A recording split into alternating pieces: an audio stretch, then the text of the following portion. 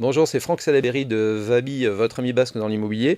Donc, je voulais faire ce petit focus sur le prix et sur l'estimation des biens. Évidemment, si vous vendez un bien, il faut viser dès le départ le juste prix du marché parce que c'est toujours le marché qui achète. Voilà. Et en fonction de votre quartier, de votre rue, de la superficie de votre bien et de l'état de votre bien, et évidemment de son charme, eh bien, nous, notre métier, c'est de définir ce que j'appelle moi l'optimum de marché, c'est-à-dire le prix le plus élevé mais le plus juste auquel vous allez pouvoir prétendre vendre votre bien et trouver des gens qui seront en capacité de l'acheter. Voilà. Souvent, je vois des vendeurs qui essaient de vendre, par exemple, 100 000 euros au-dessus du prix du marché. D'accord? Une maison qui pourrait se vendre 450 000 euros, ils vont essayer de la lancer à 550 000 euros et après ils vont s'étonner de ne pas avoir de retour. Pourquoi? Parce que en fait, aujourd'hui, les acheteurs ont accès à l'information. D'accord?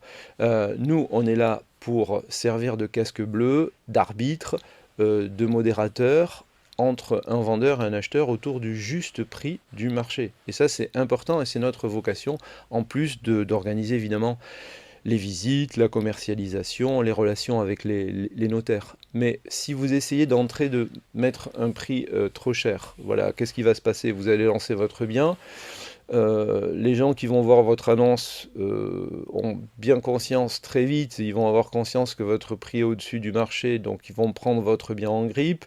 Ils vont avoir le choix entre votre bien et d'autres biens équivalents moins chers, évidemment qu'ils vont aller au moins cher. C'est comme au marché, quand vous voyez des pommes, de très belles pommes pas chères, bah, vous les achetez avant les très belles pommes chères, et une fois qu'il n'y a, il y a plus de très belles pommes pas chères, vous regardez les pommes moyennes pas chères. Puis après, vous voyez, enfin, on est tous pareils, hein. Quand on vend, on essaie de vendre le plus cher. Quand on achète, on essaie de vendre le moins cher. Mais c'est toujours le marché qui achète. Et le marché, il a ses règles. Et en fonction de la conjoncture, après le Covid, dans les années en 2022, tout se vendait extrêmement cher. Il y a eu beaucoup d'abus, abus que nous tempérions. Parce que souvent, ce que j'entends aussi, c'est que les agents immobiliers sont la cause des prix élevés. Non, je vais vous expliquer pourquoi. À 5% d'honoraires, quand un vendeur essaie de nous faire vendre un prix 100 000 euros au-dessus de son prix de marché, d'accord? On essaie de nous faire vendre 450 000 euros un appartement qui en vaut 350 000. Nous, sur ces 100 000 euros, on va gagner 5%, donc 5 000 euros, d'accord? Le vendeur, lui, si on y arrive, touchera 95 000 euros. Mais on a bien conscience que si on vend un bien 100 000 euros au-dessus du prix du marché, nous, on va gagner 5 000 euros, le vendeur gagnera 95 000 euros, mais l'acheteur perdra 100 000 euros. Et nous, on est là quand même pour travailler dans une certaine forme d'éthique. On n'est pas là pour arnaquer les gens ou trouver des pigeons. Voilà, ça c'est très important. Parce qu'encore une fois, on n'y a pas intérêt. Parce qu'on sait que pour vendre un bien 100 000 euros au-dessus du marché, il va falloir faire des visites et des visites et des visites à des gens. Et si on arrive à vendre ce bien 100 000 euros au-dessus du prix du marché, on aura bien conscience de ne pas avoir fait notre métier de façon correcte. Parce qu'on nous, on sait très bien que ce bien, il est surévalué, surcoté. Et on sait très bien que les gens qui vont l'acheter, ils vont pas faire une bonne affaire. Moi, en tout cas, c'est comme ça qu'on travaille chez Vabi. Nous, on est là pour trouver le juste prix du marché qui fait que le vendeur se dit, j'ai bien vendu, je suis content, j'ai réalisé de la plus-value raisonnable que je voulais réaliser, et l'acheteur se dit, j'ai bien acheté. Voilà, c'était dans mon budget, j'achète un bien de qualité et j'ai pas le sentiment de me faire avoir. Voilà. Et euh, mon agent immobilier, parce qu'on est là à la fois pour défendre les vendeurs et les acheteurs, hein. Nous, encore une fois, on est neutre, on est des casques bleus. Nous, on a tout intérêt pour notre réputation de faire des belles ventes, de façon à être conseillé à la fois par nos vendeurs et par nos acheteurs. On n'a pas intérêt d'arnaquer les gens. Et surtout, on n'a aucun intérêt à le faire. Sur 100 000 euros, nous, on gagne 5 000 euros. Ça vaut pas ça vaut pas la peine d'arnaquer les gens de toute façon. Et ça vaut pas le surcroît de visites qu'on va devoir faire pour forcer les gens à acheter un bien 100 000 euros au-dessus du prix du marché. Voilà. Ça, c'est très très important. Donc, encore une fois, faites-nous confiance.